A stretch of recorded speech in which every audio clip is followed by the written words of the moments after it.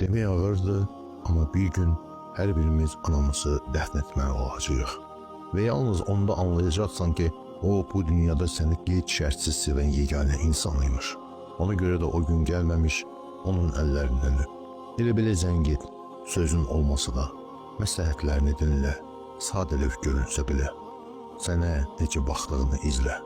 Onun gözlərində sözlə ifadə edə bilmədiyi saf sevgi olacaq. Çünki bir gün onun səsi yalnız xatirəndə qalacaq və sən onu unutmamaq üçün dönə-dönə yada salacaq, itirməyə qorxacaqsan. Bir gün onun otağına girəcəksən, orada isə səssizlik olacaq.